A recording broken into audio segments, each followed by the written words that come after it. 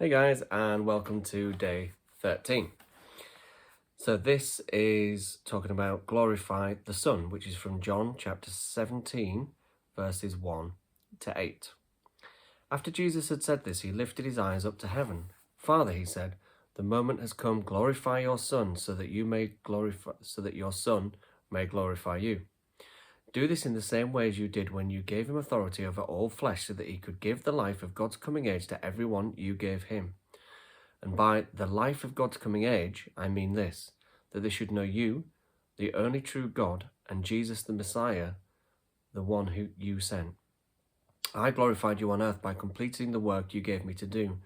So now, Father, glorify me alongside yourself with the glory which I had with you before the world existed.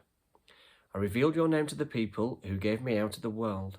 They belong to you, you gave them to me, and they have kept your word. Now they know that everything which you gave me comes from you. I have given them the words you gave me, and they have received them. They have come to know in truth that I came from you. They have believed that you sent me. Shakespeare's play Hamlet is full of action. Ghosts, murders, love scenes, plots, accidental killings, betrayals, recriminations, and more plots. The play highlights the indecision of the hero when faced with huge problems, and this results in pauses here and there. But at one moment in particular, the action comes to a shuddering halt. Hamlet is looking for an opportunity to take revenge on his stepfather, Claudius, for murdering his father and usurping the throne of Denmark. He comes upon an ideal opportunity. Claudius is in the chamber, kneeling quietly, but Hamlet stops and thinks, Claudius is praying. If he takes revenge now, Claudius may perhaps have repented and will be saved. Hamlet decides to wait for a better moment. The sorry tale continues. He is praying. There is mystery there which nobody can penetrate except the one who is doing the praying. Just as I cannot be sure that when you see something red, you are seeing exactly the same colour as I am, so I cannot be sure what passes between you and God when you kneel down and pray. Hamlet couldn't tell what Claudius was praying, but knew he should pause and wait.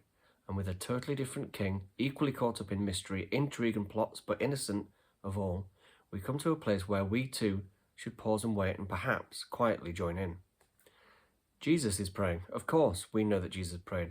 The Gospels tells us that frequently, but they hardly ever tell us what he prayed or how he prayed. A few sentences at most come down to us, such as that wonderful passage in Matthew and the burst of praise at the tomb of Lazarus.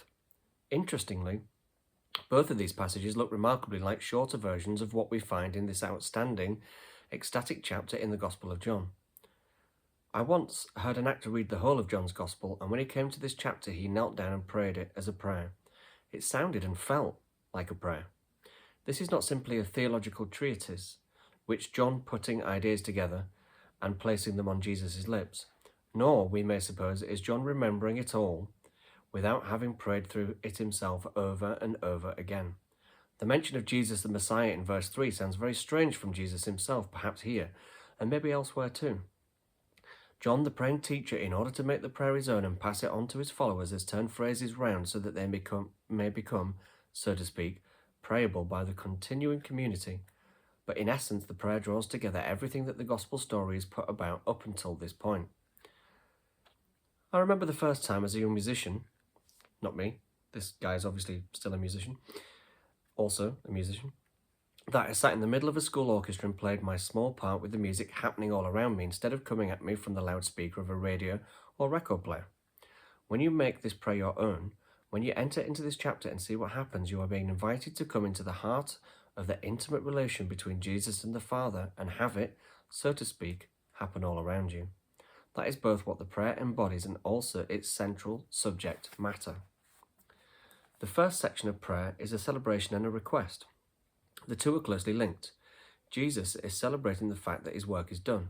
Yes, there is a huge and awful task awaiting him the next day, but he has completed the deeds and words which the Father gave him to do. Those who see Jesus as simply a great teacher or think that his task has to heal as many as possible naturally find this a puzzle. He has laid before his chosen disciples all that the Father has given to him. That is the reason for the celebration, and it is the ground of the request he now makes. His request is that he may now be exalted, glorified, lifted up to that position alongside the Father, which in Jewish tradition, the King, the Messiah, the Son of Man, was supposed to attain.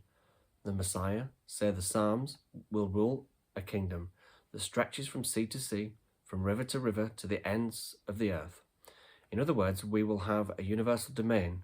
One like a Son of Man will be exalted to share the throne of God himself. When the Messiah takes his seat exalted over the world, when the age to come will truly have begun, the coming age which Jewish prophets long for, which Jewish sages taught would appear at the end of the present age, it would be the time of new life, with a new quality, not just quantity going on and on forever. It would, in our inadequate phrase, be eternal life. This eternal life, this life of the coming age, is not just something people can have after their death. It isn't simply that in some future state the world will go on forever and ever and we will be a part of it. The point is rather that this new sort of life has come to birth in the world in and through Jesus. Once he's completed the final victory over death itself, all his followers, all who trust him and believe that he has truly come from the Father and has truly unveiled the Father's character and purpose, all of them can and will possess eternal life, right here, right now. That too is one of the great themes of this gospel. So far, the prayer may seem too exalted for us to join in, but as we shall see in the next two sections, the relationship between Jesus and the Father, though it seems extraordinarily close and trusting, is not designed to be exclusive. We are invited to join in. So reflection today.